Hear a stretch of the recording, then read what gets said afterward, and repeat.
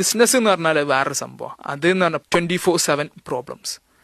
ആൾക്കാർ വിളിക്കും headache, stress, challenges, obstacles. ഇതാണ് business. You get paid for solving problems. That's business.